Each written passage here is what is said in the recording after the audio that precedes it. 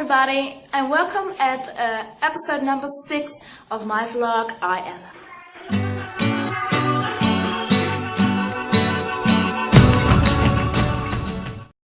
In this vlog I will talk about a book that is published just recently, and it's called Sapiens, A Brief History of Humankind, and it's written by Professor Noah Harari, whose name I probably will pronounce wrong. But in his book he states a few interesting things, and one of those is that religiously at this moment the Middle East isn't that interesting anymore. Silicon Valley is, and he also states, or also has been thinking about that in the next 200 years we make an interesting development as a species, because we will merge more and more with technology and end up like cyborgs.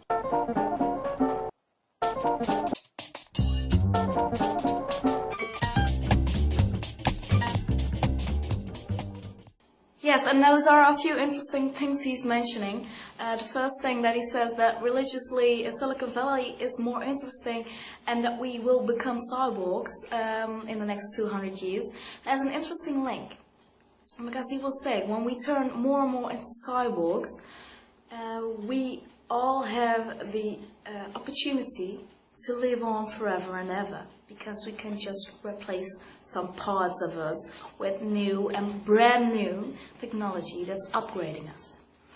And he says that Silicon Valley has a new way of living and a new motto, so to say. In the Dark Ages we had the motto of Memento Mori, remember that you are dying someday. Nowadays we have more and more the motto of, death is just a problem we can overcome. And that's okay. Maybe it's okay if you're striving for that. But it's quite interesting that in the future, even when we're turning into cyborgs, not everybody has the possibility, because Professor Harari says that even though we have the opportunity to live on forever, the poor people of this world don't have that same opportunity, simply because they cannot afford those new technology to merge into their bodies. So if you combine what he's saying with the theory of Piketty, who wrote a book of Capital in the 21st century, where he states that there's a bigger gap between poor people and people with wealth, with capital. I can imagine that in the future rich people will have a lot of robots working for them, and they themselves will live on forever. And poor people will no longer have a job, because robots are not only cheaper, are not only maybe more perfect, but poor people are a risk. Nowadays, if you employ an older person, you already hear all the other employers say, yeah, but he gets sick easier. Or someone with some, a more non-physical disease, or someone with a depression. Employers will say, yeah, but he's a risk, I don't want him. And poor people will be a risk, because they can die.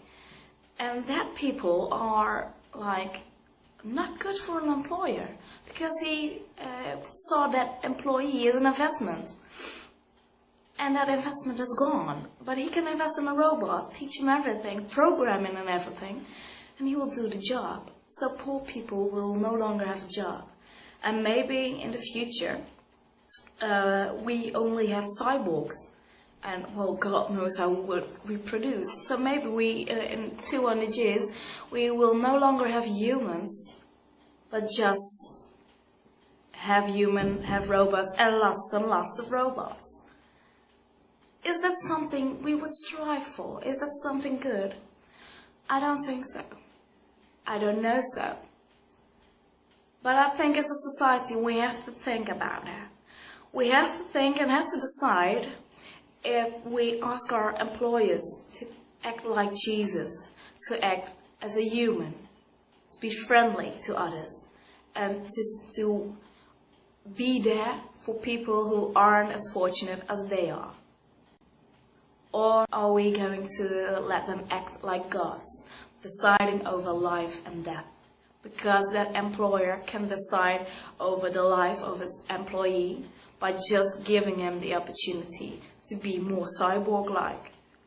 Or letting him die and employ a robot. What are we going to do as a society? Be more like Jesus or act like gods? Let me know what you're thinking about this. And I would like to see some comments and your opinion down here in the comment section or on Facebook. Bye!